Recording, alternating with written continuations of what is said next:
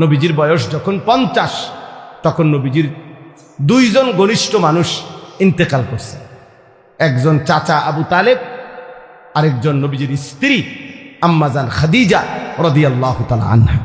খুব কাছাকাছি, 1 সপ্তাহের ব্যবধান, 5 থেকে 7 দিনের ব্যবধানে চাচাও মারা গেছেন, স্ত্রীও মারা গেছে, ইন্তেকাল করছে। নবী সাল্লাল্লাহু আলাইহি সাল্লামের উপরে মক্কার কাফেররা এই ঘটনার পরে, উনাদের দুইজনের ইন্তেকালের পরে এবার জুলুমের মাত্রা আরো বাড়ায় দিছে। আমি খুব দ্রুত বলতেছি সংক্ষেপে। নবী সাল্লাল্লাহু আলাইহি সাল্লাম তখন এই মক্কা ছেড়ে, মক্কা থেকে পার্শ্ববর্তী তায়েফ, এই 10তম বছরের পরে 11তম বছরে নবীজি তায়েফ গেছে। তায়েফে কালেমার দাওয়াত দিছেন দীর্ঘ 1.5 মাস পর্যন্ত, কিন্তু একটি লোক তায়েফের কালেমা গ্রহণ করে না, নবীজির কথাটাকে গ্রহণ করে না, বরঞ্চ সবাই দূর দূর করে তাড়ায় দিছে। এমনকি এই তায়েফের সর্দাররা তাদের ছেলেদেরকে, কিশোর ছেলেদেরকে লাগায় দিছে, এই লোকটা পাগল, নাউজুবিল্লাহ, যত মারো পাথর মেরে তারা বের করে। আল্লাহ নবী সাল্লাল্লাহু আলাইহি সাল্লামকে তায়েফের বাচ্চারা অজরে পাথর মারছে, সারা দেহ নবী সাল্লাল্লাহু আলাইহি সাল্লামের রক্ত ঝরছে। নবীজির সাথে যে সাহাবী ছিলেন, নবীজির পালক পুত্র যায়েদ ইবনে হারেসা, তিনি বলেন, আল্লাহর কসম, সেদিন তায়েফের রক্তে নবীজির পায়ের জুতা পা মোবারকের সাথে এইভাবে লাইগা গেছে, আমি যায়েদ কোনোভাবেই জুতা মোবারক খুলতে পারতেছি না, এত রক্ত ঝরছে নবীজি। রাত্রিবেলা নবী সাল্লাল্লাহু আলাইহি সাল্লাম একটা আঙ্গুরের বাগানে তায়েফ থেকে ফিরে এই রক্ত মাখা শরীর নিয়ে আশ্রয় নিছে। রাত গভীরে আল্লাহ নবী, আমরা কিতাবে পড়ছি, নবী সাল্লাল্লাহু আলাইহি সাল্লাম বড় খুব কাঁদছেন রাত্রে, ওই রাত্রে ভীষণ কাঁদছেন নবীজি, আল্লাহর কাছে কাইন্দা দোয়া করছে। মাওলা, লম্বা একটা দোয়া আছে হাদিসে, আমরা পড়ছি এটা। এই দোয়ার মধ্যে নবী অনেকগুলো আবেগে বলছে আল্লাহর কাছে, আল্লাহ, আপনি আমারে কেমন উম্মত দিলেন, আমি তাদেরকে আপনার দিকে ডাকলাম, তারা বিনিময়ে আমাকে এভাবে পাথর মারল। আপনি আমারে কেমন শত্রুর কাছে দিলেন, আপনি আমারে কেমন অপরিচিত মানুষের কাছে দিলেন, যারা তাদের নবীকে এক বিন্দু কদর করল, এভাবে পাথর মারল। এভাবে অনেক মনের আবেগে আল্লাহর কাছে অনেক কথা বলে, দেখেন একটা কথা ওই হাদিসে আছে, ওই দোয়ার মধ্যে নবী একটা কথা বলছে, তবে আল্লাহ, মনের কষ্ট যাই তা বললাম, তবে আমার একটাই কথা, যদি আপনি আসমানওয়ালা মালিক আমার, আপনি যদি ইনলাম তাকুন আলাইয়া গাদাবুন ফালা উবালি, এই মাওলা, যদি আপনি আমার উপরে নারাজ না হন, আপনি যদি বলেন আপনি আমার উপরে অসন্তুষ্ট হন নাই, আপনি খুশি আছেন, তো আল্লাহ কসম, ফালা উবালি, আমি কোনো পরোয়া করি না, আমার কোনো চিন্তা করি না, আপনি রাজি থাকলেই আমার চলবে। এই কথাটা নবী বলছেন যে মাওলা, আপনি নারাজ হইয়েন না, আপনি আমার উপরে রাজি থাকেন, আমি বলবো, আমি দাওয়াত দিবই, আমি বলেই যাব। তো আল্লাহ নবী সাল্লাল্লাহু আলাইহি ওয়াসাল্লাম মক্কায় ফিরে আসছে। এই দেখেন ছেলেরা, বাপ, তোমরাও শোনো, এই যখন নবীজি এই রক্তাক্ত হয়ে মক্কায়, এই 11তম বছর, 51 বছর নবীজির বয়স, এই তখন মক্কাবাসী এত বেশি বিদ্রুপ করছে নবীজিরে, রাত দিন টিটকারি করতে লাগছে, হায় মোহাম্মদ, তুমি শুনলাম তোমারে আল্লাহ বলে অনেক ভালোবাসে, তোমারে অনেক মর্যাদা দিব, তোমার অনেক সম্মান, কত কথাই তো তুমি কইলা, কত কিছুই তো শুনাইলা আমাগরে, কই আজকে আমরাও তোমারে তাড়ায় দিলাম, তায়েফে গেলা, সেখানের তারাও তোমারে তাড়ায় দিল, এমন কি ছোট ছোট বাচ্চারা তোমারে পাথর মারে, তো তোমার সম্মান কই, আর তোমার আল্লাহ কই, কই তোমার মর্যাদা, কই তোমার সম্মান?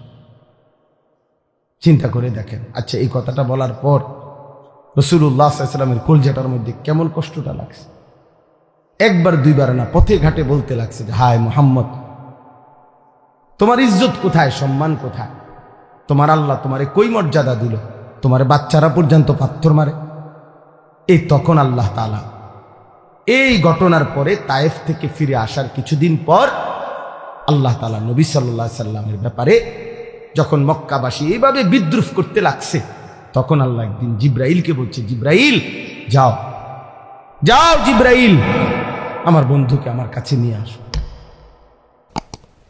বন্ধু আমার অনেক দিন কষ্ট সইছে, আমার বন্ধুর প্রতি ফোঁটা রক্ত আমি দেখছি, আমি বন্ধুর চোখের পানি দেখছি। যাও, আজ আমি বন্ধুকে সম্মান দেব, গোটা পৃথিবীবাসীকে দেখায় দেব আমার বন্ধুর ইজ্জত কাকে বলে, সম্মান কাকে বলে, আজ দেখায় দেব। এই জিব্রাইলকে পাঠাইয়া জমিন থেকে 7 আসমানের ঊর্ধ্বে আল্লাহর আরশে নিয়ে গেছে, নিয়ে বলছে পৃথিবীবাসী এবার দেখো প্রিয়জনের সম্মান কি। আমার জন্য যে কোরবানি করে, আমার জন্য যে ত্যাগ স্বীকার করে, আমার জন্য যে মানুষের মন্দ কথা শুনে, আমার জন্য যে জুলুমের শিকার হয়, আমি তাকে কোথায় নিয়ে আসছি দেখো। এই তখন আল্লাহ তাআলা নবী সাল্লাল্লাহু আলাইহি সাল্লামকে সর্বোচ্চ সম্মান দিয়েছেন, কারণ এর চাইতে ঊর্ধ্বে কোনো মাখলুক, আল্লাহর কোনো সৃষ্টি উঠতে পারে, পারেও নাই, পারবেও না, পারবেও। তাহলে আমরা এই কথার দ্বারা কি বুঝলাম? আমি সবাইকে এতটুকু বলতে চাই, বাবারাও, মেরাজের এই ঘটনার থেকে, আল্লাহর নবী সাল্লাল্লাহু আলাইহি সাল্লামের জীবনের এই প্রেক্ষাপট থেকে আমরা এটা বুঝলাম যে আল্লাহর জন্য, দ্বীনের জন্য, মানুষকে আল্লাহর দিকে ফিরাবার জন্য, এমনকি নিজের স্ত্রী, সন্তান, পরিবারকেও আখিরাত, নামাজ, আল্লাহর দিকে ফিরাইবার জন্য জীবনের যত লজ্জাই পাইতে হয়, যত কষ্টই করতে হয়, খোদার কসম একজন মোমেন যদি সেটা করে, আল্লাহর কসম সে লজ্জিত হবে না। একদিন হাসরের ময়দানে আল্লাহ তাআলা তাকে বাদশাহী দান করবে। আজকে আপনারা অনেক বাবারা আছেন, আপনারা 2 বার 10 বার বলে আপনাদের ছেলেদেরকে ছেড়ে দিছেন, আপনাদের মেয়েদেরকে নিজের হাতে ছেড়ে দিছেন, স্ত্রীদেরকে নিজের হাতে ছেড়ে দিছেন। আহা, মুসলমানের বাপ বাইচা আছে, 16 বছরের ছেলেটা 1 ওয়াক্ত নামাজ পড়ে না, অথচ তার বাপ জীবিত, তার মা জীবিত। আহ, এই বাবার গায়ে সহে কেমনে? এই বাবা ভাত খায় কেমনে? কোনদিন ফজরের নামাজ ছেলেটা পড়ে না, কোনদিন পড়ে না। 365 দিনের 1 বছরে আহারে মা কেমনে ঘুমায়, বাবা কেমনে ঘুমায়, কেমনে রাত এদের ভোর হয়, কেমনে ভোর হয়। কোন বাবা যদি সন্তানের প্রতি এতটুকু মায়া থাকতো যে আমার ছেলেটা তো আগুনে জ্বলবে, জাহান্নামের আগুনে, আমি কেন তাকে ফেরাবো না? আমার জীবনের আর কি অর্থ আছে? আরে আমি কার জন্য খাট বানাই, কার জন্য ঘর করি, কার জন্য বাজার করি? এই দুশ্মনের জন্য বাজার করে লাভ কি? এই দুশ্মন তো আল্লাহর দুশ্মন, রাসূলের দুশ্মন, ইসলামের দুশ্মন, মানবতার দুশ্মন। এটা বেনামাজি আল্লাহর দুশ্মন, বেনামাজি রাসূলের দুশ্মন, বেনামাজি কোরআনের দুশ্মন, বেনামাজি ইসলামের দুশ্মন। এটা জমিনের সবচেয়ে নিকৃষ্ট, যে কপালে সেজদা নাই, হয়তো মানুষের কোনো কাতারে পড়ে না, কোনোভাবেই হয় মানুষও না, জানোয়ারও না। জানেন, বেনামাজি মানুষও না, জানোয়ারও না, এতে মানুষও না, ছাগলও না, গরুও না, কুকুরও না, বিড়ালও না। বলতে হেতে কিতা, হেতে হেতে কইতে পারবো, হেতে কিতা, আমি কিতে বলবো? আমি কোনটার লগে মিলাই পারি না, এটা আমার ব্যর্থতা, আমি পারি না। কেন বললাম? মানুষ তো বলে তাকে যাকে আল্লাহ তাআলা ইবাদতের জন্য বানাইছে। কি আল্লাহ বলে নাই এ কথা? তাইলে যার দ্বারা ইবাদত হচ্ছে না সে তো মানুষ না। আবার জানোয়ার বলবেন কেমনে? তারে আমনে যদি কুকুরও কন, কুত্তাও তো প্রতিবাদ করবে আল্লাহর কাছে যে আল্লাহ আমনে আমারে তো সেজদা দিতে কন নাই। আল্লাহ কি কুকুরকে সেজদা দিতে বলছে? তো আল্লাহকে সে বলবে, কুত্তা বলবে আল্লাহ আরে কুত্তার মতো কইলো কেন, আমারে আমার লগে তুলনা দিল কেন? বেনামাজি রে, আমারে তো আমনে সেজদা দিতে বলেন নাই, ওরে বলছেন তো আমার লগে মিলল কই? ওরে বলার পরে সে দেয় না, আমারে তো বলেন নাই, আমি সেজদা দিব কেন? আর আমার না দেওয়াটা দোষ না, আমার তো আপনি আদেশ করেননি। কিন্তু এই জানোয়াররে তো সেজদা দিতে বলছিলেন আল্লাহ, এই জানোয়ার দেয় না কেন? এই জন্য মনে রাখো বাত আর বেডি সাউন আর মোবাইল দেখো আর বন্ধুদের আড্ডা মারো, আহা শয়তান তোমাগরে কাম ধরায় দিছে। শুধু চুল ফিরাইবা, মাসে মাসে চুলের ডিজাইন বদলাবা, প্যান্টের ডিজাইন বদলাবা। এই শরীর, এই স্বাস্থ্য, যৌবন, পাউডার এবং একটু সাজগোজ, ডিজাইন, ফ্যাশন, এতটুকুর পিছনে এমন সুন্দর সময় হায়াত শেষ করে দিলাম। কিসের পিছনে শেষ করলা বাবা? কিসের পিছনে? প্রিয় ভাই বলো, কেউ কারো দিকে বললো না, তুমি হাতেরে কইও না। একজন আরেকজনরে বললা পারতা না, হাসি দিয়ে আমার কথা উড়াই দিও না, হাসি দিয়া উড়াই দিও না বাপ। একদিন দেখবা, একদিন মনে রাখো এমন হবে তোমারে কেউ ডাকবে না,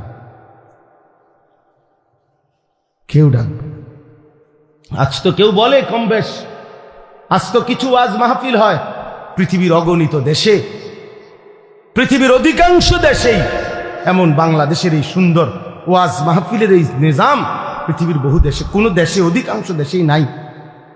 আমাদের তো তক বলার একটা কি আছে, নিজাম, সিস্টেম আছে, চলমান একটা রেওয়াজ আছে যে আমাদের দেশে এরকম সারাদিন গায়ে খাইটা মেহনত কইরাও মানুষ আবার মাগরিবের পরে রাত 12টা-1টা পর্যন্ত ওয়াজ শুনে, এর দুটো আছে এখনো। একদিন দেখবেন এটাও নাই, একদিন এটাও নাই।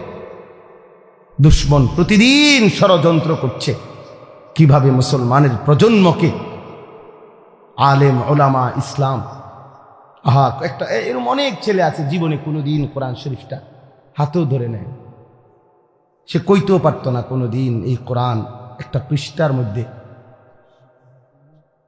কিন্তু সেই ছেলেটা দেখেন কত ঘন্টা দেখেন গিয়ে মোবাইল চালাইছে, 60 বছর বয়স, 40 বছর বয়স, জীবনে কোনোদিন একটা কোরআনের পৃষ্ঠা, একটা লাইন সাইয়া সাইয়াও শুদ্ধ পড়তে পারে না। আহারি দুর্ভাগ্য রে, আমার খুব আশ্চর্য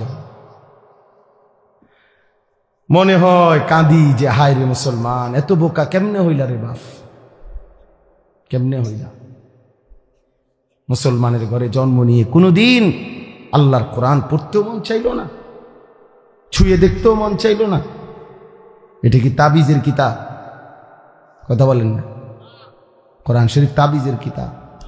তাবিজ তো হয় দোহানের মধ্যে, হুজুরদের কাছে আইয়ে তাবিজ, হুজুর এটা তাবিজ লিখে দেন দোকানে ঝুলাইলে যাতে বিপদ আপদ থেকে বাঁচে, বেচা কিনা ভালো হয়। তাবিজ দিত কাস্টমার বেচার মানে কামাইর, হাবড়া আমি তাবিজ দিমু, হাবড়া দোয়ানে বেচা কিনা ভালো হইবে, এরপরে এই কামাই রোজগারি দিয়ে হাবড়ার বেডি বাজারে বাজারে ঘুরবে, হাবড়ার ফুতে মোবাইলে টাকা ঢুকাইয়া উলঙ্গ ছবি দেখবে, আর ওনার ঘরে রঙ্গিন টেলিভিশনে নর্তকী নাচবে, আর আমি তাবিজ দিব।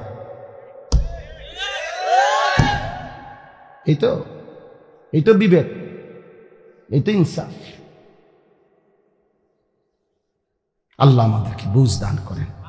আমার কথা শেষ, আমার মূল বক্তব্য, অনেক উদাহরণ মেরাজের ঘটনা থেকে অনেক কিছু বোঝানো যায়। এই একটা জিনিস বুঝাইলাম যে তোমরা ছেলেরাও বাবা, প্রিয় ভাই, আবারও বলছি, তোমরা আল্লাহর জন্য, নামাজের জন্য ফিরে আসো।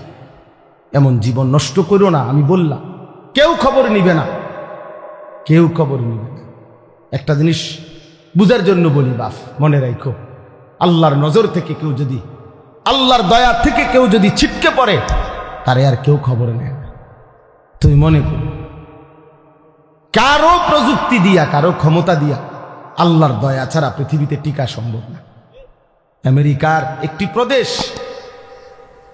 পৃথিবীর সবচেয়ে ক্ষমতাধর, পৃথিবীর ক্ষমতাধর সুপার পাওয়ার মনে করে নিজেদেরকে, সকল কিছু অত্যাধুনিক প্রযুক্তি, কিন্তু পৃথিবীর অসভ্যতার, নোংরামি, অশ্লীলতার, পৃথিবীর সমস্ত উলঙ্গ ছবি যেখানে তৈরি হয়, যেখানে সমস্ত বেশ্যাবৃত্তি, অসভ্যতার কেন্দ্রভূমি, সেই আমেরিকার ক্যালিফোর্নিয়ার লস অ্যাঞ্জেলাস, এই হলিউডের যেখানে ওই অঞ্চলটা একটা স্টেট, একটা প্রদেশ বাংলাদেশের চেয়ে বড়। একটা প্রদেশ মানে একটা জেলা না, এই একটি স্টেট প্রদেশ পুরা জ্বলে আল্লাহর আযাবে আগুনে ছাই হয়ে গেছে। আজকে 8 দিন 10 দিনের মতো হয়ে গেছে, এখনো আগুন নিভাইতে পারে না, এখনো পুড়তেছে, এখনো পুড়ে যাচ্ছে। কোন 14,000 ফায়ার সার্ভিস কর্মী একসাথে 24 ঘন্টা ধরে পানি দিতেছে। পৃথিবীর সকল দেশের আশেপাশে যার দেশে যত রকমের আগুন নিভানোর অত্যাধুনিক প্রযুক্তি আছে সবাই পাঠাইছে, উপর থেকে বিমানের মাধ্যমে, নিচে, এবং আরো আশ্চর্য হলো সাগরের পারে ওই স্টেট, গোটা সাগরের পানি শুকায় লাইতেছে, মাগার আগুন নিবেন। আল্লাহ না নিবান পর্যন্ত খোদার গজব কেউ থামাইতে পারবে না। এজন্য বন্ধু, আল্লাহর নজর থেকে কেউ সরে গেলে, হ্যাঁ এটাই নিয়ম। 16 বছর আমরা দেখছি প্রত্যেকটা অঞ্চলে অঞ্চলে, গলিতে গলিতে জালেমের দম্ভ।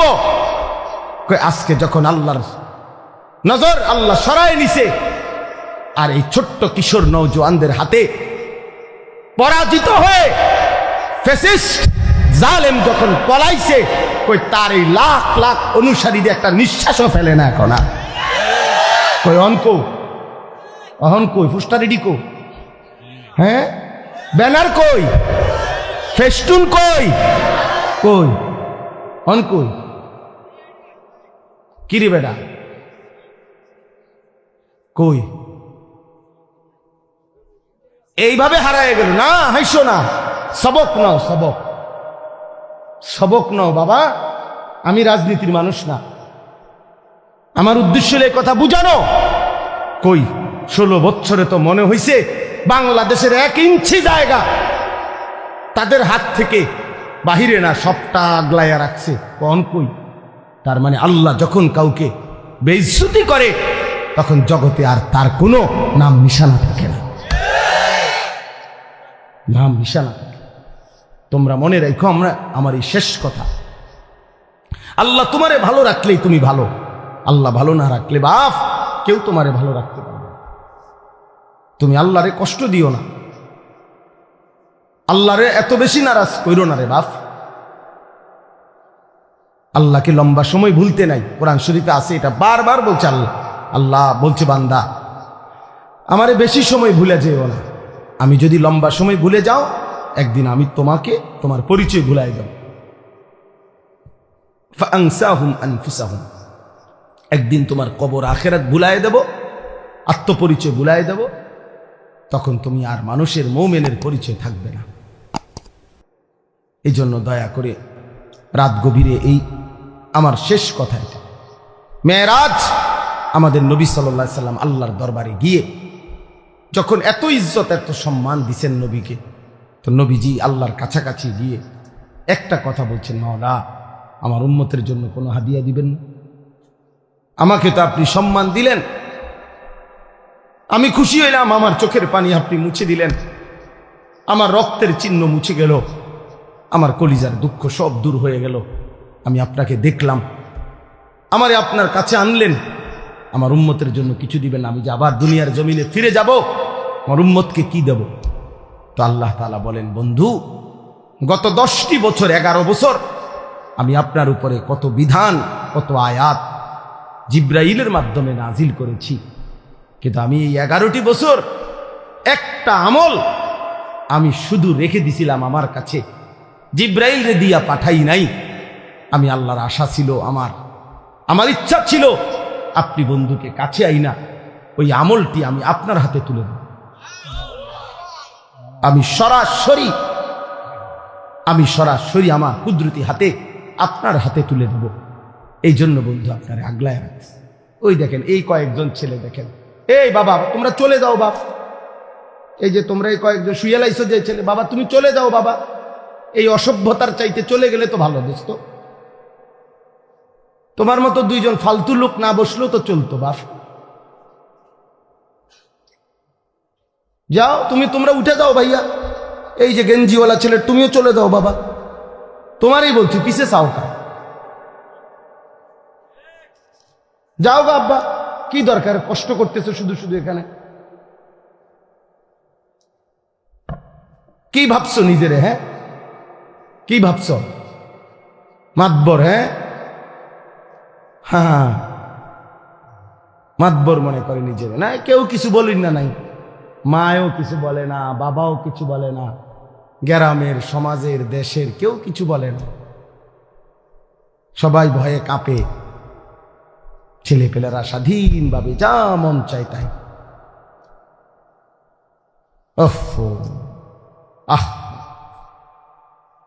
বিবেকহীন হলে কেমন যা হয়। আমি ছাড়তে রাজি না বাপ, তুমি জানো না আমার খাসিয়ত, আমারে আর কেউ দেখছো না তোমরা।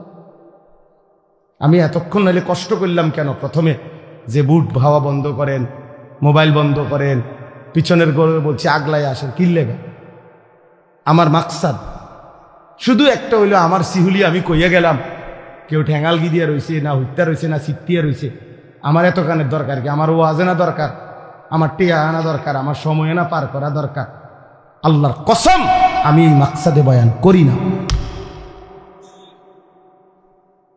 আমি ফিকির নিয়ে আলাদা, আমার একটা মানসিকতা আছে, আমি পরিবর্তনের আশায় কথা বলি।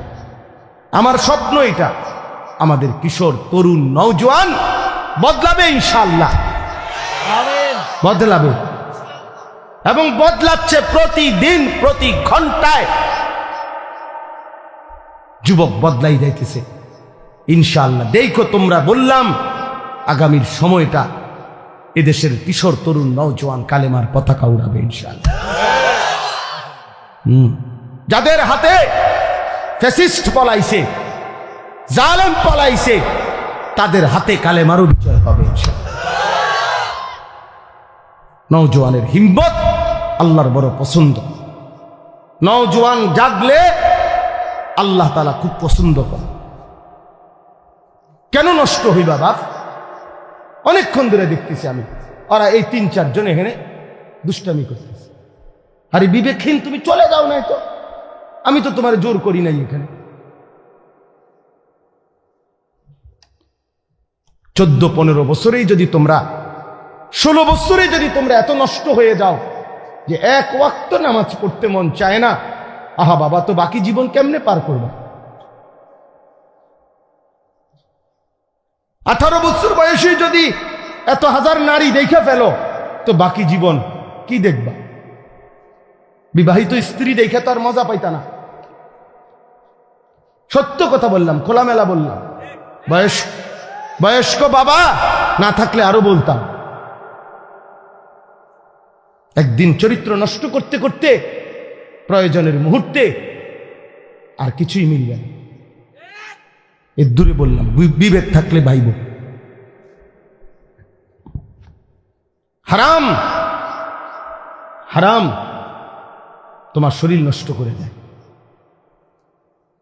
আল্লাহ তাআলা প্রত্যেকের জন্য ভালোবাসার এক প্রিয়তম স্ত্রী আল্লাহ তাআলা রেখেছেন। আল্লাহ তাআলা রেখেছেন হালাল স্ত্রীর পবিত্র চাহনি, তার মধ্যে বরকত আছে, ভালোবাসা আছে, তার ভিতরে ইবাদত আছে।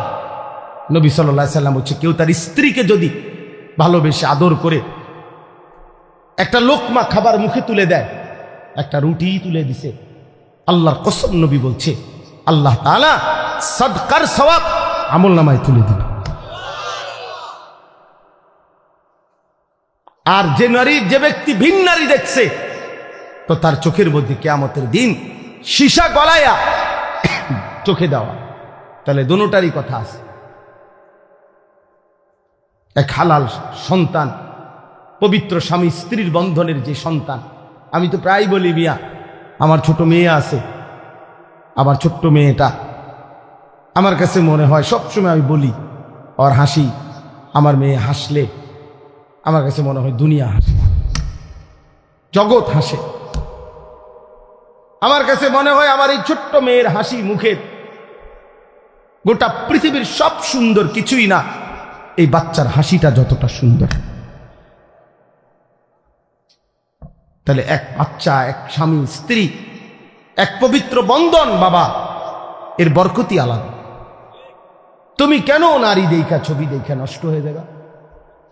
আমার বললাম, আমি এই 17, 18, 16 বছর বয়সে বাবা আরো নাদুস নুদুস চেহারা, সুরত, গাল, চোখ, মুখ আরো নাদুস নুদুস, আরো হৃষ্টপুষ্ট হওয়ার কথা। কিন্তু এখন তোমাদের অধিকাংশ ছেলের চেহারা, চোখ, গাল, মুখ ভিতরে ঢুকা।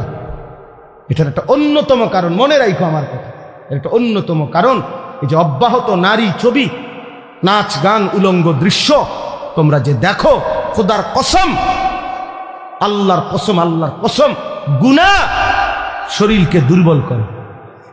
এটা কিতাবে আছে। এজন্য চেহারার সৌন্দর্য থাকে না। চুল দিয়া সুন্দর না বাপ, দয়া করে এই জন্য ভালো হোক, সুন্দর হোক, আখলাক সুন্দর করো। আল্লাহ তাআলা আমাদের প্রতিটা ছেলেকে কবুল করে নেন। আল্লাহ তাআলা আমাদের এই মাহফিলকে কবুল করে নেন। আজকের এই সুন্দর আয়োজনের মধ্যে বরকত দান করেন। আমরা মনে রাখতে হবে, তাহলে আমাদের মেরাজ নবীজির ঠিক তারিখ খোঁজা এটা মূল বিষয় না, সবক নেওয়া মূল বিষয়। তাহলে আমরা সবক নেব, এক, আল্লাহর দ্বীনের জন্য আমার সব কুরবান হোক, তারপর আমি আল্লাহকে নারাজ করব না, বিনিময়ে আল্লাহ আমাকে সম্মান দেবেন। 2, মেরাজের শ্রেষ্ঠতম হাদিয়া 5 ওয়াক্ত নামাজ, সেটা আমরা জীবনের জন্য গ্রহণ করব। আমাদের জন্যই তো আনছেন নাকি, তা আমরা সেটা গ্রহণ করব। 5 ওয়াক্ত নামাজ। মেরাজ মানে খিচুড়ি না, মেরাজ মানে বিরিয়ানি না, মেরাজ মানে জিলাপি না, মেরাজ মানে 5 ওয়াক্ত নামাজের সেজদা। মেরাজ মানে আল্লাহর জন্য জীবন কোরবানি করা। মেরাজ মানে জীবনে আল্লাহর জন্য, দ্বীনের জন্য সমস্ত কষ্ট, জুলুম, নির্যাতন, লাঞ্ছনা, বঞ্চনা হজম করে আল্লাহকে রাজি করার চেষ্টা করা। এটা মেরাজ। মেরাজ মানে বিরিয়ানি। হ্যাঁ, হুজুর 12 ডেক করছে, 12 ডেক বিরিয়ানি। বাহ বাবা, কতক্ষণ গান গাইবো, গজল গাইবো, ডোলে লরে, বাহ। হ্যাঁ, খালাস খালাস। এরপরে বিরিয়ানি খাইয়া মাশাআল্লাহ মেরাজ পালন করছে। মেরাজ বলে পালন করছে, মেরাজ আবার পালন করে কেমনে? মেরাজ আবার পালন হয় কেমনে? আবার এটা মেরাজ তো সবক নেওয়া, যে নবী আমার কেন মেরাজে গেলেন, নবী আমার মেরাজ থেকে কি আনলেন।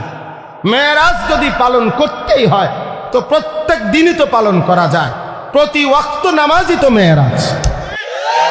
তাইলে তো 5 ওয়াক্ত নামাজ প্রতিদিনই তো মেরাজ, প্রতিটা সেজদার মধ্যেই তো মেরাজ। তো আমি আলগা টোহান করতে, আমার ওই যে অনেকে আছে, আপনি দেখবেন সবে বরাত 3-4 দিন আগে জিঙ্গা, হুজুর নামাজটা কোন দিন, নামাজ কোন দিন, ডাকাইতে জিঙ্গায় নামাজ কোন দিন, মানে কি নামাজ বুঝছেন না? সবে বরাতারি, সবে বরাতে যে নামাজটা পড়বো এবারে হিটা কোন দিন, ওটা নামাজ টোহায়, নামাজ টোয়াইয়া পায় না, নামাজ আড়াইয়া গেছে দেবিদ্দার, নামাজ গেছে গে হেদিকে কসবার হেদিকে, ওটা নামাজ টোয়ায়। নামাজ কোন দিন? নামাজ তো প্রতিদিন, নামাজ কোন দিন? তো তুমি কি নামাজ টোয়া, কি নামাজ টোয়া বাবা? এই জন্য দয়া করে আমি বললাম, কোন একটি দিবস উদযাপন করা, কোন একটি দিন উদযাপন করা, এটা মূল মাকসাদ না, বরং সবক নেওয়া মূল মাকসাদ। ঠিক আছে ইনশাআল্লাহ? নওজোয়ান রাগ হইও না, যখন যারে জেদ্দুর ধমক দিছি তোমার ভালোর জন্য বলছি। তুমি ভালো হইলে আমারও লাভ, তোমারও লাভ। তুমি সেজদা দিলে আমারও সওয়াব, তোমারও সওয়াব। তোমরা আগাইলে ইনশাআল্লাহ ইসলাম আগাবে, আগামী দিনে ইসলামের পতাকা উড়বে ইনশাআল্লাহ। সারা পৃথিবী আমরা আশাবাদী খুব, যে ইনশাআল্লাহ আগামী সময়টা আমাদের ইসলাম। হ্যাঁ, এটা একটা সিরিয়ালে আছি আমরা, মানে এটা একটা নিয়ম আছে। কোরআন শরীফে একটা আয়াত আছে, আল্লাহ বলছে আমি মানুষের অবস্থা বদলাই, পরিবর্তন করি। ওয়াতিলকাল আইয়ামু নুদাবিলুহা বাইনান নাস। এজন্য মানুষ সবসময় হাসে না, সবসময় কাঁদে না। মানুষ সবসময় সুখে থাকে না, সবসময় দুঃখেও থাকে না। মানুষ সবসময় অসুস্থ থাকে না, সবসময় সুস্থও থাকে না। ঠিক কিনা? অবস্থা কি হয়? পরিবর্তন। মুসলমানদের অবস্থা, একসময় পৃথিবীব্যাপী মুসলমানদের বাদশাহী ছিল, খেলাফত। আজকে 100 বছরের বেশি হয়ে গেছে মুসলমানদের খেলাফত নাই। মুসলমান আমরা আজকে 100 বছরের বেশি নির্যাতিত, মজলুম, সারা পৃথিবীতে জুলুমের শিকার। তো কাজেই আল্লাহ বলছে আমি মানুষের অবস্থা বদলাই। তাহলে এইবার এটা প্রমাণ করে ওলামায়ে কেরাম বলতেছেন যে এবার আল্লাহর সিদ্ধান্ত তো নতুন আসবে, পরিবর্তন হবে অবস্থা। তাহলে একসময় আমাদের হাতে রাজত্ব ছিল, মাঝখানে অনেক দিন আমরা রাজত্ব হারা, ঘর হারা, আমরা মজলুম, জুলুমের শিকার, নির্যাতনের শিকার। জমিনে ইমানদারের রক্তে জমিন ভাসছে বহুদিন। ইনশাল্লাহ এইবার সিরিয়ালে নতুন করে আল্লাহর সিদ্ধান্ত যেদিনে আসে সেদিনই ইসলামের বিজয় হবে। মনে রেখো, আল্লাহ তাআলা আমাদেরকে আজ 16 জানুয়ারি 2025 রোজ বৃহস্পতিবার কুমিল্লা জেলা দেবিদ্বার উপজেলাধীন গোপালপুর সোনামিয়া মাস্টারবাড়ি মসজিদের উদ্যোগে আজকের এই ৪র্থতম বার্ষিক ওয়াজ ও দোয়ার মাহফিলে আল্লাহ তাআলাই আমাদেরকে আসবার, বসবার, আল্লাহর জন্যই জমা হওয়ার তৌফিক দান করেছেন। এজন্য আমরা সকলেই বলি আলহামদুলিল্লাহ। নওজোয়ান ভাই, তোমরা সবাই মিলে আরেকটু জমে বসো। এই যে ফাঁকা জায়গাটা পূরণ করে প্রিয় ভাই সামনে আসো, ভালো হবে। সবাই কাছাকাছি হয়ে বসো, কম দেখা যাক লোক, এতে সমস্যা নেই আমার। শ্রোতার সংখ্যা নিয়ে বিষয়। ভাই শুনছো তোমরা? এই যে ভাই বাংলা বুঝছো কিনা? আগায় আসে। দেখো অনেকে অন্যরে ধাক্কায়, নিজে আসে। আহা ভাই, এটা অভদ্রতা, এটা হাসির বিষয়। এটা আমরা দুষ্টমি করছি না। আসেন সবাই আগায় বসেন, সুন্দর করে বসেন। এই যে কালো জ্যাকেটওয়ালা ভাই, আপনার কি সমস্যা? কি আসেন। আরে ভাই, ফাঁকা জায়গা পূরণ করে বসার মধ্যে সাংঘাতিক সওয়াব, ভীষণ সওয়াব। একেবারে বুখারী শরীফের হাদিসের মধ্যে আছে। নবী সাল্লাল্লাহু আলাইহি সাল্লাম বলছেন, কোন দ্বীনি মজলিসে যে ফাঁকা জায়গা পূর্ণ করে বসে সে আল্লাহ তাআলার আশ্রয়ে চলে যায়। মাওলানা এইমাত্র বলল আপনাদেরকে, একটা হাদিস শুনাইতেছিল বারবার। প্রিয় ভাই মাওলানা ইসরাফিল এই যে বলল এইমাত্র, আমি আয়েশা যেটা শুনতেছিলাম, যে ব্যক্তি ফজরের নামাজ পড়ল সে আল্লাহ তাআলার জিম্মায় চলে গেল, মানে আল্লাহর দায়িত্বে চলে গেল। ঠিক এরকম নবী সাল্লাল্লাহু আলাইহি সাল্লাম বলেন, যে কোনো মজলিসে, দ্বীনি মজমায় ফাঁকা জায়গা পূরণ করে বসলো সে আল্লাহর আশ্রয়ে চলে গেল। ফাকাদ আওয়া ইলাল্লাহ, বুখারীর রওয়ায়াত। অনেক বড় নেকি। আমরা অনেক সময় মনে করি আর কি আরেকজনকে ধাক্কাই দিই। বেটা, তুমি আরেকজনকে নিজের হাতে আরেকজনরে আগায় দিলা কল্যাণের দিকে, নিজে রয়ে গেল পিছনের দিকে। বেউকুফি করলা বরঞ্চ। তুমি তো মনে করছো তুমি চালাক, তুমি তোমার জাগাত বসে রইছ, আর অন্য একজন আগাইছে, হে মনো বেউকুফ। না না, নিজের হাতেই বরং তাকে তুমি কল্যাণের দিকে, আখেরাতের দিকে একটু আগায় দিলা। কাজে সেই চালাক যে আগাইছে। দ্বিতীয় কথা হলো, সবার হাতের যেই মোবাইলগুলো, ওগুলো নামাও, নামাও ভাই, এগুলো নামাও। একটা মোবাইলও তুলে ধরো না ভাইয়া, সবার পকেটে মোবাইল রাখো। এই স্ট্যান্ড ছাড়া যেগুলো হাতের, এগুলো এমনি শুনো। অল্প, আমি দেরি করব না, কিন্তু কিছুক্ষণ সময় আমরা মনোযোগ দিয়ে আল্লাহর কথা শুনি। এটা বহুত জরুরি বাপ। বসে থাকা নিচে কষ্টকর, বলা যেমন কষ্ট, শোনাটাও কষ্ট। আমি নিচেও বসে, আমি এখনো আলহামদুলিল্লাহ আমাদের বড়দের ওয়াজ আমরাও শুনি, এমন না যে শুধু ওয়াজ করি। প্রতি মাসে নির্ধারিত কয়েকদিন আছে আমার নিজেরই, যেখানে আমি বড় কয়েকজন বুজুর্গের বয়ান শুনতে যাই। এটা আমার ডায়েরিতে এন্ট্রি করা আছে। তাহলে আমরাও বয়ান শুনি আমাদের বড় বুজুর্গ আলেমদের। তো বসে শোনাটার ক্ষেত্রে আমি নিজের অভিজ্ঞতা হলো যে লম্বা সময় যে ঘাড় সোজা করে শুনতে হয়, এতে ঘাড়ে ব্যথা করে, কষ্ট হয়। তাহলে বোঝা গেল শুনবার মধ্যেও কষ্ট আছে, বলবার মধ্যেও কষ্ট আছে।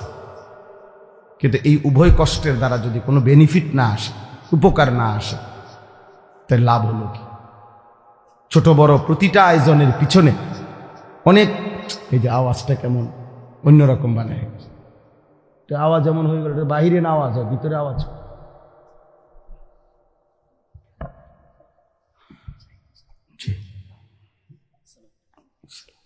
এই কারণে এটা জরুরি বাপ, মনোযোগ থাকা দরকার। এক কথা হলো আমি শুনবো না, ঠিক আছে চলে গেল। আরেকটা হলো না, আমি বসছিলাম আল্লাহর কথা শুনবার উদ্দেশ্যে, তাইলে মনোযোগ দিলে ভালো। আর যদি শুনতে মন না চায়, চলে গিয়ে ঘুমায় গেলে আরো ভালো, সমস্যা নেই। কিন্তু মাঝখানে গাফলতি করা, এটা প্রিয় ভাই উচিত না। আল্লাহর কোরআনের প্রতি সামান্যতম অবজ্ঞা অনেক বড় অপরাধ, অনেক বড় পাপ। কোরআন শরীফে আছে, ওমান আযলামু মিম্মান যুক্কিরা বিআয়াতি রাব্বিহি সুম্মা আ'রাযা আনহা। যে ব্যক্তি আল্লাহর কথা তার কানে শুনবার পরেও সে তার থেকে বিমুখ, অমনোযোগী, আল্লাহ তাআলা কোরআনে বলছে তার চাইতে বড় জালেম আর কেউ না। সরাসরি কোরআন শরীফ। এই জন্য বললাম 3 নম্বর আর একটা কথা হলো, ভিতরে বৈশা বুট বাদামও খাওয়া যাবে। এই ছোট বড় তোমরা বাচ্চারা কেউ বুট খায়, এটাও শিখো ভাই, ছোট হোক তোমারও শেখা দরকার। এক মুসলমান হিসেবে আমাদের এটা সবার বোঝা উচিত যে আল্লাহর কথা যখন হচ্ছে তখন আমি বসে বসে বুট খাইলাম, আবার আল্লাহর কথাও শুনলাম, এটা আদব কিনা, আখলাক কিনা। একটা প্রাইমারি স্কুলও তো ক্লাস 1-এর বাচ্চা, একেবারে পিচ্চি বাচ্চাও তো যখন শিক্ষক ক্লাস করে তখন তো সে বুট বাদাম খায় না। বুট বাদামের জন্য তো আলাদা বিরতি দেওয়া হয়। টিফিন আওয়ারে ক্লাসের আগে পিছে সে হয়তো কিছু খায়, কিন্তু ক্লাস চলাকালীন তো সে বুট বাদাম খায় না। কোনো টিচার খাইতে দিব, তা আমি দেব কেন? ইনসাফ কি বলে বলেন? আমি কেন দিব? কোরআনুল কারীম কি বাংলা বইয়ের চাইতে দামি না? অঙ্ক ইংরেজি বইয়ের চাইতে দামি না? তাইলে এই জন্য বললাম কম হোক, কিন্তু মনোযোগ দিলে দিলে কথা ঢোকে, ফায়দা হয়। কলসটা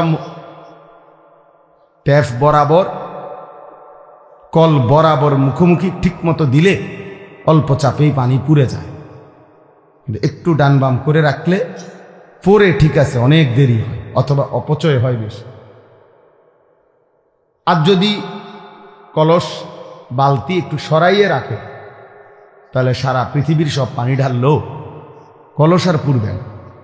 তো বক্তা তো আসছে একেবারে মনে করেন 5 জন 10 জন বড় হুজুর আসছে, কিন্তু আমি তো কলস রাখছি সাইডে,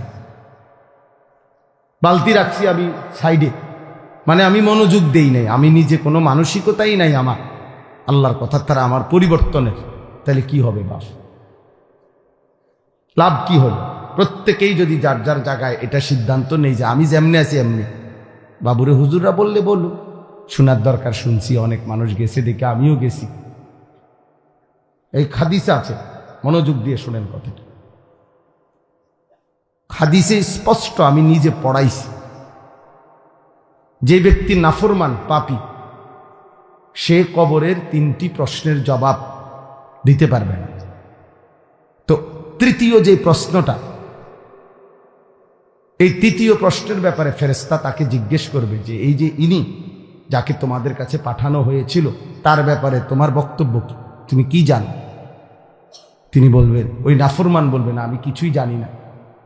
তবে এই স্পষ্ট হাদিস আছে, ওই নাফরমান বলবে, লোকে শুনতাম ওনাকে বলতো উনি নাকি নবী, তা আমি এরকম বলতাম উনি নবী এর দূরে, কিন্তু উনি আমার জন্য কি, ওনার থেকে আমার কিছু গ্রহণ করার আছে, আমার জীবনে ওনার থেকে নেওয়ার মতো কিছু আছে, এটা আমি ভাবতাম না। আল্লাহর কসম, তখন আল্লাহ তাআলা বলবে নাফরমান এই বান্দাকে কবরের মধ্যেই জাহান্নামের পোশাক পরিয়ে দাও, জাহান্নামের বিছানা বিছায় দাও, আর জাহান্নাম বরাবর দরজা এই নাফরমানের দরজায় কবর থেকে খুলে দাও। তাহলে এই যে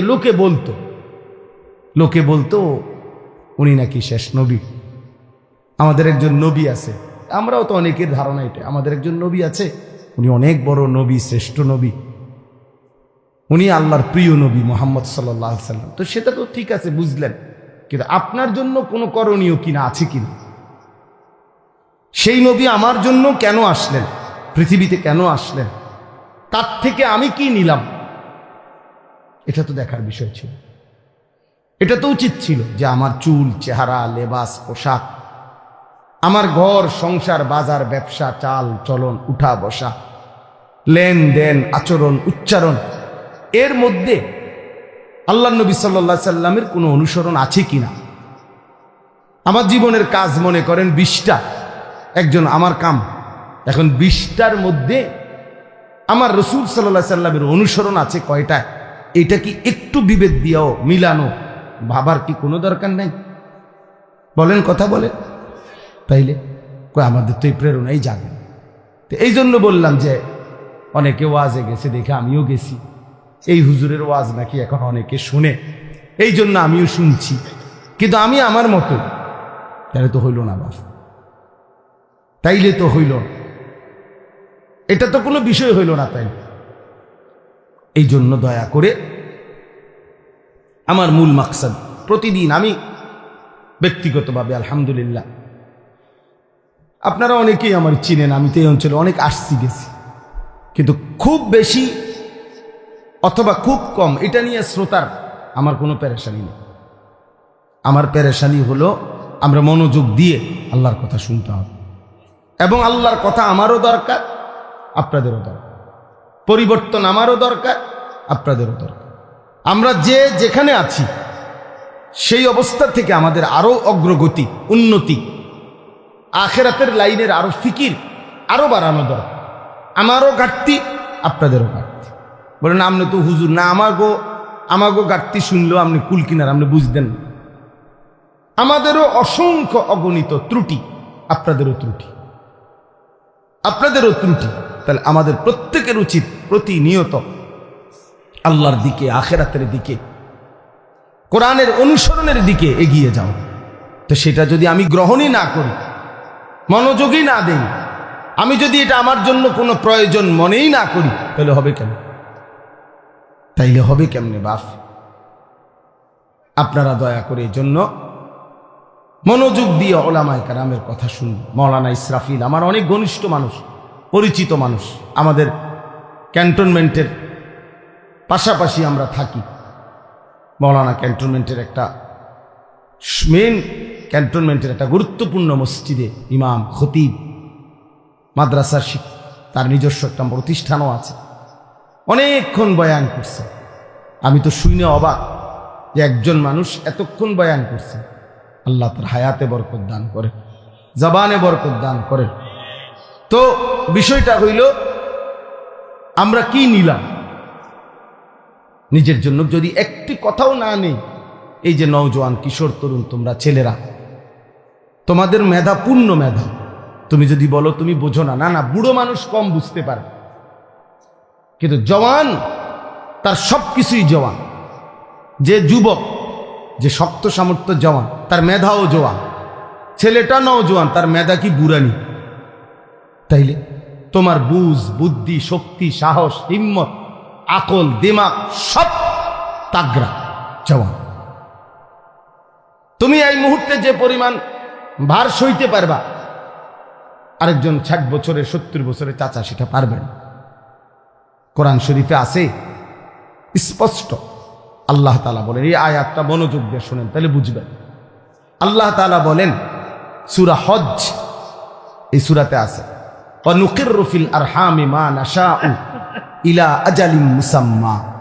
আল্লাহ বলেন একটি নির্দিষ্ট সময় পরিমাণ আমি মায়ের পেটে মানব সন্তানকে, বাচ্চাকে অবস্থান করি, রাখি 9 মাস 10 মাস। এর মধ্যে একেবারে সংখ্যা কম বেশ হয়, সবার একেবারে গুনা 9 মাস, গুনা 10 মাস না। আল্লাহই জানেন কোন বাচ্চাটা কতক্ষণ থাকবে। আল্লাহ তাআলা বলেন সুম্মা নুখরিজুকুম তিফলান, অতঃপর আমি আল্লাহই তোমাদেরকে মায়ের পেট থেকে একটি বাচ্চা, তিফল মানে শিশু, একটা শিশু হিসাবে বের করে আনি। সুম্মা লিতাবলুগু আশুদ্দাকুম, অতঃপর আমি আল্লাহই তোমাদেরকে শক্তি সাহস শরীরের মধ্যে দিতে থাকি। ধীরে ধীরে সেই দুর্বল ছোট্ট বাচ্চা শক্ত সামর্থ্য জওয়ান বয়স হতে থাকে, আগাইতে থাকে। এ দেখেন আল্লাহ তাআলা বলেন ছোট্ট সেই শিশুটিকে আমি ধীরে ধীরে সামনের দিকে নিতে থাকি, শক্তি বাড়াই শক্তি বাড়াই শক্তি বাড়াই। 2 বছরের শক্তি তো 6 বছরে আরো বেশি, 10 বছর বয়সে আরো বেশি, 15 বছর বয়সে আরো বেশি, এইভাবে বাড়াইতে থাকি। এর মধ্যে আমি এই অবস্থায় 2টা কাজ করি। একটা হলো অমিনকুম মান ইউতাওয়াফা মিন ক্বাব, অমিনকুম মান ইউতাওয়াফা, কাউকে এই বয়স আগাইতে আগাইতে মাঝপথে মৃত্যু দিয়ে দেয়। অর্থাৎ কাউরে 18 বছর 25 বছর 30 বছর বয়সে কোনো এক সময় মৃত্যু দিয়ে দেয়। আর কাউকে কাউকে অমিনকুম মান ইউরাদ্দু ইলা আরজালিল উমর, এই কথাটা খেয়াল করেন। এবং কাউকে কাউকে আমি ইচ্ছে করে একেবারে চূড়ান্ত শেষ বয়স, একেবারে বৃদ্ধ আমি আল্লাহ তাআলা পৌঁছাই। কেমন বৃদ্ধ বানাই? এই যে উদ্দেশ্যে আমার কথাটা আয়াতের মধ্যে আছে, শেষ কথাটা লিকাইলা ইয়ালামা মিন বাদি ইলমিন শাইআ। এই ভাই দেখো, আল্লাহ বলে আমি একজন মানুষকে সর্বোচ্চ বুড়া বানাইয়া এমন পর্যায়ে নিয়ে যাই যে এক পর্যায়ে আইসা তার অবস্থা এমন হয় ইতিপূর্বে যত জ্ঞান তার ছিল এই পর্যায়ে আইসা আর তার কোনো জ্ঞানই থাকে না, কোনো জ্ঞান আর কি এরকম মাজুর হয়ে যায়। 90 বছর 95 বছর, ওই যে হে তুমি পারতা না ভাই, আমি বললাম এই খামখেয়ালি করো না বাজান, এই মোবাইল তোমার ঘরে শেষ করে দিস। আহা, এই অসভ্য জিন্দিগি ভাইয়া, অসভ্য জিন্দিগি, এটা নির্লজ্জ জিন্দিগি, মনে রাখো। হায়া শরমহীন জীবন। যে কিছু ছেলের আছে তোমরা মানে কোনো কিছুতে যে, আরে মানুষের তো সামান্য ভদ্রতা থাকে না, কোনো ভদ্রতা নাই। মানে বাবা দেখুক, নাইলে দাদা দেখুক, নাইলে আলেম, নাইলে আল্লাহওয়ালা, অথবা গ্রামের মুরব্বী, যে ইচ্ছা সেই দেখুক, তার চোখের ন্যূনতম লজ্জা লাগে না, না আমার মোবাইল আমি দেখব। এখন এই যে মানসিকতা বাপ, এটা বড় নিকৃষ্ট মানুষ। মানুষের সামান্যতম কি থাকতে হয়? লজ্জা শরম থাকতে হয়। মানুষ জন্তু জানোয়ার না, মানুষ ইনসান। ইনসানকে আল্লাহ তাআলা শরাফত দিয়ে বানিয়েছেন, ইনসানকে আল্লাহ তাআলা মর্যাদা দিয়েছেন। ইনসানের ভিতরে আল্লাহ তাআলা দেখেন, পৃথিবীর সমস্ত প্রাণী তার লজ্জাস্থান আলাদা ঢাকবার আলাদা কোনো আচ্ছাদন কাপড় নাই। সে তার নিজের শরীরের অংশ দিয়েই, লেজ দিয়া, রান দিয়া, 2 রানের মাঝখানে রেখে, অথবা লেজ দিয়ে নিজের লজ্জাস্থান ঢাকে অন্য প্রাণী। কিন্তু মানুষকে আল্লাহ তাআলা মর্যাদা দিয়েছেন। এজন্য আল্লাহ তাআলা মানুষের দেহে আলাদা শরীর কাপড় দিয়েছেন, যেন সে তার ইজ্জত, সে তার লজ্জা ঢেকে রাখে। তার মানে মানুষের বিশেষত্বটা আলাদা ভাইয়া, আলাদা। তুমি একজনকে বলি না, সবাইকে বুঝাচ্ছি। এতটুকু আকল না থাকলে যে আমার এলাকা এটা, আমার গ্রাম, আমার গ্রামে আমার চাচা আছে, দাদা আছে, নানা আছে, আমাদের গ্রামে আলেম ওলামা আছে, শিক্ষক আছে, বয়স্ক মানুষ আছে। কেউ দেখলে কি মনে করো? কিছুই মনে করো না তোমরা ছেলেরা। তুমি মনে করতেছো রাত দিন 24 ঘন্টা মোবাইলটার প্রতি তোমার নজর, এটার মধ্যেই তুমি তৃপ্তি। না রে বাপ, তোমার যদি একেবারে আমার কথা একদিন হলো, একটা মিনিট বন্ধু অন্ধকারে অথবা একাকী তুমি আমার কথাটা ভাইব, আমার কথাটা ফেলে দিও। তোমার ব্রেন যদি সামান্য থাকে, আকল থাকে, তুমি কাজে লাগাইও যে এটা আসলে স্বাভাবিক কিনা। একজন মানুষ কতক্ষণ মোবাইল দেখা উচিত? নারী, ছবি, নাচ, গান অথবা ভালো কিছুই, কিন্তু সারাদিন এই এক একজনের এক এক গাছ, ছবি, বালা, এগুলা যেটাই হোক কতক্ষণ দেখা উচিত? একজন মানুষ কি পৃথিবীতে আমরা শুধু এই জন্যই আসছি? কোনোভাবেই তোমাদেরকে, অনেক ছেলে তোমরা মোবাইল থেকে আলাদা হতেই চাচ্ছ না কেন ভাইয়া? পৃথিবীতে কি এর চাইতে আর কোনো প্রযুক্তি পৃথিবীতে ছিল না? এটা কেমন ধরনের কথা হলো যে রাত দিন ফুল টাইম জীবনটা এই মোবাইলটার সাথে বাইদা ফেলা? এটা তোমারে কোথায় নিবে বাপ? কোথায় নিবে? সারা জীবন ডাক্তাররা বলছে বাচ্চা যদি দৌড়ঝাঁপ না দেয়, কিছুটা খেলাধুলা না করে, তাহলে বাচ্চা শরীর স্বাভাবিক থাকে না। কই, তোমরা তো এখন খেলাধুলাও বন্ধ করে দিছো। আগে তো কোনায় কোনায় দেখতাম বাচ্চারা, ছেলেরা, নওজোয়ানরা কিছু খেলতো, ক্রিকেট খেলতো, ফুটবল খেলতো। আমরা তো ছোটবেলায় কত কিসিমের খেলা খেলছি আলহামদুলিল্লাহ। আলু ক্ষেতের আলু উঠাইছে, জুরজুরা মানে মাটি, আলু খেতে হাডুডু খেলে উড়ে এলাইছি। আমি তো মনে আছে ছোটবেলায় পুরা গ্রাম চুক্তি, ওই যে লুকাইতো একজন একজন বিভিন্ন জায়গায় খুঁজা বাইর করা, দৌড়ে দৌড়ে যে কে, মানে আমরা কে কোথায় লুকাইছে তারে টোহাইয়া বাইর করা। তো অনেক দৌড়ঝাঁপ দিত, এক বেলা দৌড়ঝাঁপ দিত, ঘাম ঝরত, এরপরে এসে বাচ্চা আবার পড়তো।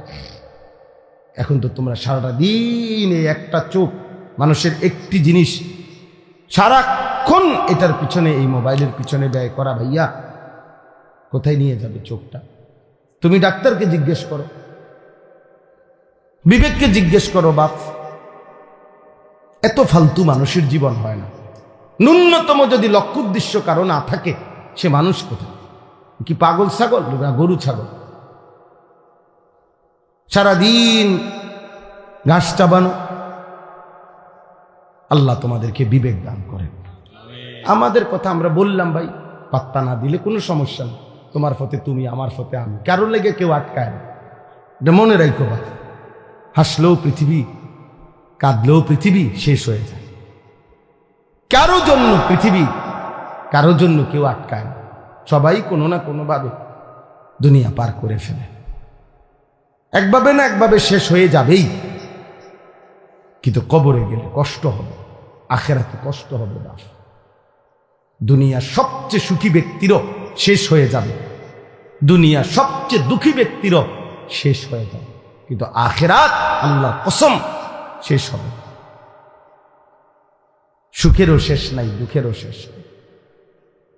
লা ইউফাত্তারু আনহুম, আল্লাহ বলছে এক সেকেন্ডের জন্য বিরতি দেয়া, এক সেকেন্ডের কোনো বিরতি মিলবে না। কোরআনুল কারীম আল্লাহ বারবার বলছে খালিদিনা ফিহা আবাদা, জান্নাত চিরস্থায়ী, জাহান্নামও চিরস্থায়ী। চিরস্থায়ী, খালিদিনা ফিহা। এই জন্য দোস্ত আমার, বাবা আমার, সবাই মিলে আত্মসমালোচনা, নিজের উপলব্ধি করা যায়। যাই হোক, তো আমি যে কথাটা শেষ করতেছিলাম যে লিকাইলা ইয়ালামা মিন বাদি ইলমিন শাইআ, আল্লাহ তাআলা বলেন মানুষকে আমি বৃদ্ধ বানাইতে বানাইতে এমন বুড়া বানাই, একটা পর্যায়ে আইসা তার আর বিগত জীবনের কোনো এলেম, কোনো জ্ঞান কিচ্ছু আর থাকে না, কিচ্ছু আর থাকে না। একটা পর্যায়ে আর সে কিছুই বলতে পারে না। বাইচা আছে ঠিক আছে, কিন্তু কোনো সৌধবোধ নাই, কিছুই নেই। এটাই জীবন। আমার আপন মা, মা আমার 70 বছরের উপরে বয়স হবে, মা আমার জীবিত আছে, আমি সেই মায়ের সন্তান। ক্লাস 4 পড়ুয়া আমার আম্মা, 4র্থ শ্রেণী পর্যন্ত পড়ছে স্কুলে ছোটবেলায়। এরপরে মার বিয়ে হয়েছে। ক্লাস 5-এ উঠছে আর মার বিয়ে হয়ে গেছে। আগের দিনে এমনই ছিল, আমাগো মা চাচিরে এমনই ছিল, কুদ্দুর কাদ্দুর পড়ছে, গেছে আইছে অল্প কুদ্দুর, একটু সাবালক হয়েছে আর বিয়ে দিয়ে লাগছে। এই মা বিগত পুরাটা জীবন মা, আমরা 8 জন ভাই বোনকে দিন শিখাবার জন্য মার অবদান বেশি। মা আমাদেরকে গোটাটা সংসার আগলায় রাখছে, আমাদের পড়ালেখার খরচ আব্বার থেকে নিয়ে সবাইকে আমাদেরকে লালন পালন করছে। আমাদের আরো 2টা ভাই মারা গেছে, মার ছোট 2 সন্তান জন্মের কিছুদিন পর পরই মারা গেছে। তাহলে ওই 2 ভাইকেও তো মা গর্ভে ধারণ করছে, তাহলে 10 জন। আমরা বেঁচে আছি আলহামদুলিল্লাহ 8 জন, আর 2 জন কি ছোট্ট থাকতেই মারা গেছে। তাহলে 10 জন সন্তান মা গর্ভে ধারণ করছে। তাইলে এই মা, আমি দেখতাম কত কিছু ভাই বোনদের সব মায়ে বুঝাইতো, কিন্তু এখন আইসা আমার আম্মা বয়স বাইচা আছে ঠিক, একটি শব্দ কিছু বোঝেন, কিছু বল। নামাজ, মা নামাজ পড়েন, আহা মা রে, আমি আমার সারাটা জীবন আমি বুঝের পরে দেখছি মা একবার সকালবেলা বসে রয়েছে মুসল্লা, মা কি গো উঠতেন না?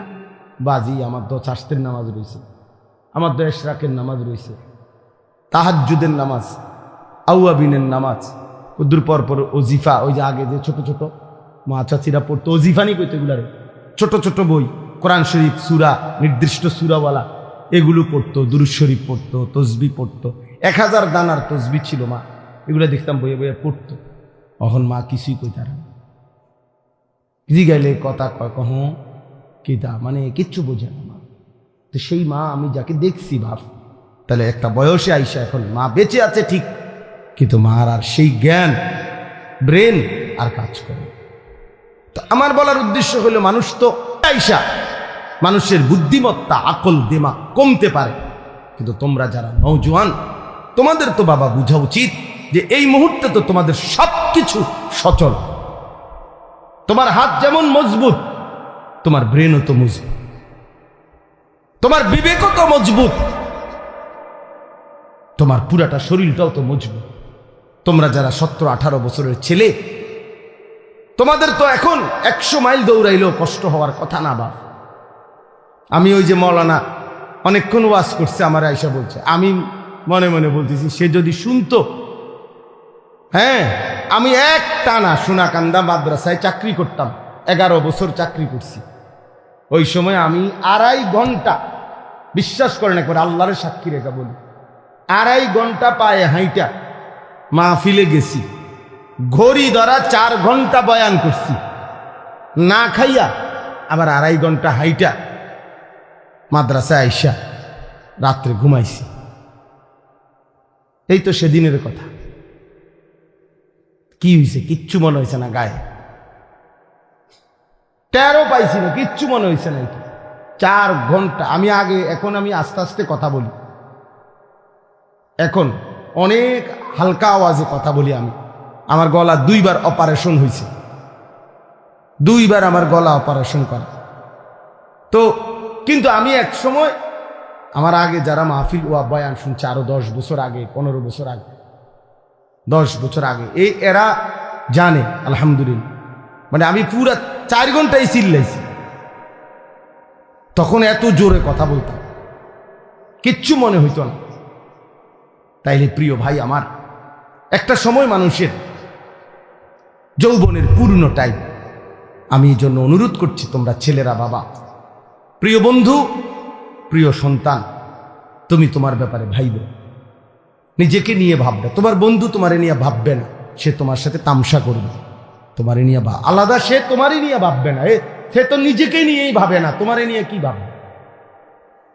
সে তো চেষ্টাই করবে তোমারে নাচ গান, অসৎ ছবি, এই তাফালিং, এই লাফাল দি। এখন আমি এক সিএনজি পাম্পে গ্যাস নিবার জন্য দাঁড়াইছে আমার গাড়ি, 5-6টা ছেলে আসছে মোটরসাইকেল নিয়ে, মনে তেল নিব। বিশ্বাস করেন, এখানে না, আমাদের কুমিল্লা পোদ্দার বাজারের কাছে। আজীব লাগলো আমার কাছে, তাকাইয়ে রইলাম ফোলাফান্ডি, মানে আইসা পড়ছে ফিলিং স্টেশনে, তেল লইব তো তোরা দাঁড়াইবি নাই, এটার হরন, এটারে মানে এত বিকট আওয়াজ, এটার ধরে রাখছে, হরন বাজাইতে আছে। এটা একটা পাগল, মানে তার যদি ছিঁড়ে যায়, এগুলা নাকি কি খুললে ফেলে। কি করলো আমারে একজনে বুঝাইলো, মানে হরনটা এত বিকট কেন, বললো যে কি যেন এটার ভিতরে থেকে খুললে ফেললে এটার আওয়াজটা আরো বাইরে যায় আর কি। এই তাহলে এইটা, এই যে মাতাল, তুই এটা করলিটা কি বাবা? এটার কি অর্থ আছে যে তুই এত জোরে এখানে হরন দিবার কি আছে? তুই তো দাঁড়াইছো, তুই তেল নিবা, তুই তো তুমি এটার হরন, মানে এটা হের কাছে ভালো লাগবে, হাসের এক থাপ্পড় মারে, ঠ্যাং দিয়ে দেখলাম লাত্তি মারে। বিশ্বাস কর, মানে আমার কাছে মনে হচ্ছে একটা চিড়িয়াখানার জানোয়ার, চিড়িয়াখানার জানোয়ার ছাড়া আর কিচ্ছু নাই। কি রে বেটা, তোরা মানুষের বাচ্চা হইলে এমন করস কা? এইতে এইতে লাতি দের, থাপ্পড় মারে, কে হাসের, কেউ কি দেখে কিনা, আর কোনো মানুষ আছে কিনা ডানে বামে, এতটুকু আকল দিন। এটা সিরিয়ালে আসি আমরা এখন সিরিয়ালে, বিজয়ের সিরিয়ালে। আলহামদুলিল্লাহ আমরা এখন বিজয়ের সিরিয়ালে আছি। এই জন্য সিরিয়ায় ইমানদারের বিজয় হয়েছে, আফগানিস্তানে ইমানদারের বিজয় হয়েছে না? আরো হবে ইনশাআল্লাহ। আরো ফিলিস্তিনে একদিন ঘুম থেকে জায়গা তোমরা শুনবা ইসরায়েলের কুত্তারা নাই, ইসরায়েলের কুত্তারা নাই। শুইনো, ফিলিস্তিনের বিজয় হবে একদিন ইনশাআল্লাহ। সারা পৃথিবীতে ইমানের বিজয় হবে। সেদিন তুমি আফসুস করবা, হায় চরিত্র কেন নষ্ট করলাম, আখলাক কেন নষ্ট করলাম। আল্লাহ আমাদের সকলকে ইমান আমলের দৌলত দান করেন। আলহামদুলিল্লাহি রাব্বিল আলামিন। আল্লাহুম্মা আনতাস সালাম ওয়া মিনকাস সালাম, তাবারাকতা ইয়া দাল জালালি ওয়াল ইকরাম। মাওলায়ে করিম আপনি মাফ করে দেন, করিম আপনি মাফ করে দেন, মেহেরবান মাওলা আপনি মাফ করে দেন। আয় আল্লাহ আপনি মাফ করে দেন। রাত গভীরে ফোটা ফোটা কুয়াশা পড়ছে, ঠান্ডার মধ্যেই আপনার কথা শুনেছিলাম। আল্লাহ আপনি আমাদের আখেরাত সুন্দর করে দেন, পেছনের জিন্দেগির সমস্ত গুনাহ মাফ করে দেন। আল্লাহ আমার এই জওয়ান যুবক ছেলেগুলোকে, কিশোর তরুণ নওজওয়ানদেরকে নামাজি বানিয়ে দেন, চরিত্রবান বানিয়ে দেন, উত্তম আখলাকওয়ালা বানিয়ে দেন। আগামীর ইসলামের জন্য এদেরকে কবুল করে নেন। আগামীর কালেমার পতাকা উড়াবার জন্য, মাহাদির পক্ষে লড়বার জন্য এদেরকে কবুল করে নেন। আমার বাবা চাচাদেরকে আরো বেশি নেক আমলের তৌফিক দান করেন। সমস্ত কবরবাসীদেরকে মাফ করে দেন। কিয়ামত পর্যন্ত কবরের আযাব মাফ করে দেন। কবরগুলোকে জান্নাতের টুকরা বানিয়ে দেন। মা বোনদেরকে পর্দা পশিদা দান করেন। অসুস্থ বিমারি যারা শিফা করে দেন। প্রত্যেকের কামাই রুজিতে হালাল বরকত দান করেন। প্রবাসী বিদেশের জমিনে যারা সহি সালামতে নিরাপদে রাখেন, যার যত নেক মাকসাদ আছে পূরণ করে দেন। যার যত অভাব পেরেশানি দুশ্চিন্তা অস্থিরতা আছে দূর করে দেন। আল্লাহ সমস্ত শারারাত থেকে, ফিতনা ফাসাদ থেকে, অ্যাক্সিডেন্ট দুর্ঘটনা থেকে আমাদের প্রত্যেককে হেফাজত করেন। আল্লাহ ছেলেগুলোকে কবুল করে নেন, ছেলেগুলোকে কবুল করে নেন। মা বোনদেরকে পর্দা পুশিদা দান করেন, মা বোনদেরকে পর্দা পুশিদা দান করেন। আমার দেশকে নিরাপদ করে দেন। সারা পৃথিবীর মজলুম মুসলমানদেরকে বিজয় দান করেন, কালেমার বিজয় দান করেন, ঈমানের বিজয় দান করেন। আল্লাহ ইসরায়েলের ইহুদি বেঈমানদেরকে ধ্বংস করে দেন। সারা পৃথিবীর বেঈমানদেরকে আল্লাহ মোকাবেলায় আমাদের ঈমানদারদের বিজয় দান করেন। রব্বির হামহুমা কামা রব্বায়ানি সগীরা। রব্বানা হাব লানা মিন আজওয়াজিনা ওয়া যুররিয়াতিনা কুররাতা আয়ুন ওয়াজআলনা লিল মুত্তাকিনা ইমামা। আয় আল্লাহ, এই মাহফিলখানা বাস্তবায়ন করতে গিয়ে যার যতটুকু সহযোগিতা ছিল, টাকা পয়সা বুদ্ধি পরামর্শ, সকলকে কবুল আর মঞ্জুর করে নেন। যে যত দোয়া চেয়েছে সকলের নেক দোয়াগুলো কবুল করে নেন। আল্লাহ এই মসজিদখানা কবুল করে নেন। মসজিদের তামাম জরুরত আপনি পূরণ করে দেন। মসজিদে যারা যখন যত সহযোগিতা করেছে শুরু থেকেই পর্যন্ত সকলকে কবুল আর মঞ্জুর করে নেন। সকলকে মাফ করে দেন, ছোট ছোট মাসুম বাচ্চাদেরকেও মাফ করে দেন। রব্বির হামহুমা কামা রব্বায়ানি সগীরা। সুবহান রাব্বিকা রব্বিল ইজ্জাতি আম্মা ইয়াসিফুন ওয়া সালামুন আলাল মুরসালিন ওয়ালহামদুলিল্লাহ।